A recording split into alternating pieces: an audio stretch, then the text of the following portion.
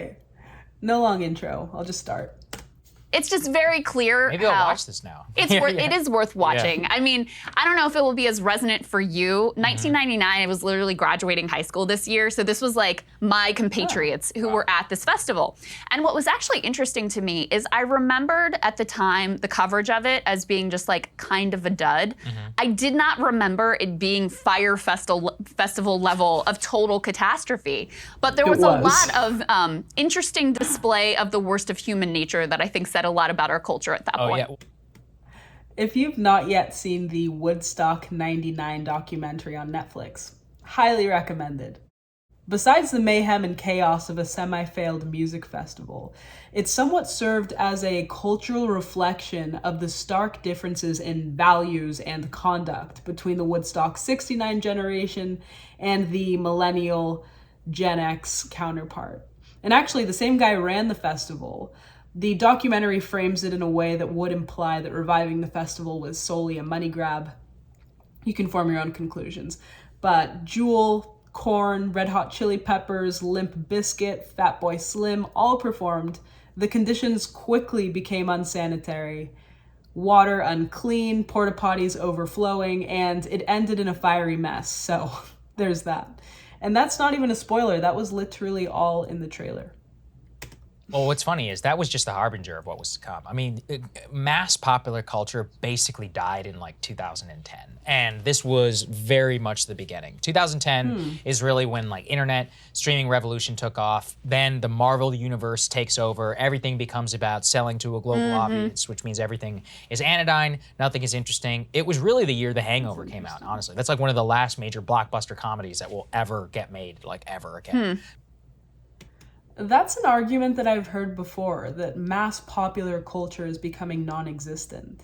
But I think an argument could be made that streaming and internet culture now make up a piece of what is mass popular culture, as the definition of such is cultural products that are both mass-produced and for mass audiences.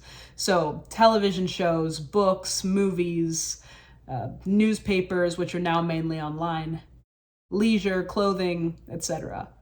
Culture now manifests itself differently as technology advances, but I think that there is still some elements of mass popular culture, in my opinion. You'll have to let me know what you think.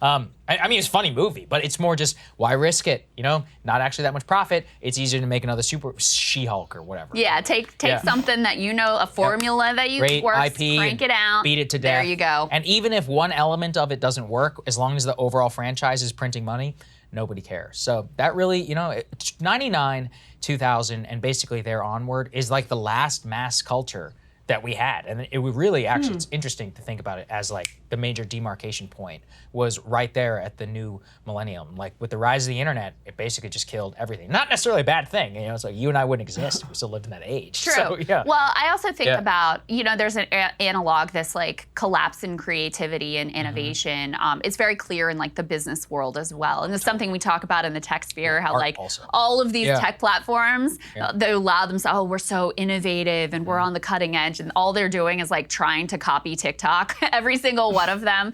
But you see this in even more blatant form with the fact that, you know, Apple never did better than when they just like went and bought their own stock versus when they they performed better when they did giant stock buybacks versus when they actually created and put out the iPod for the first 2001 time. Yeah, exactly. Yeah. So, I mean, it's our culture, it's in the business world. Everything is just like a cycle of everybody getting theirs based on a game system. And I think that also was sort of reflected in this docuseries. I do recommend watching it because it took me a while to write this monologue after I watched it because I had so many thoughts about it. It was hard to sort of like condense them into a digestible chunk. Yeah, I gotta check it out.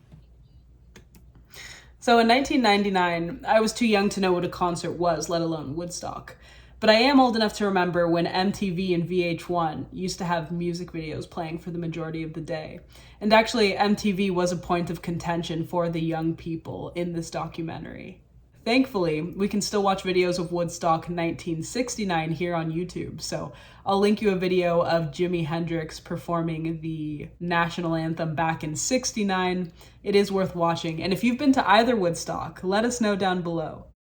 I think another theme of this Woodstock 99 documentary was the implications that the macro events and cultural elements of each time had on forming the mindset of the youth in each generation.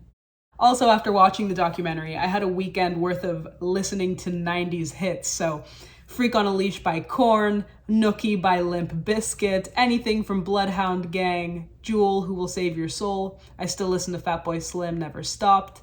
Let me know, actually, your top 90s, early thousands songs, and link them down below.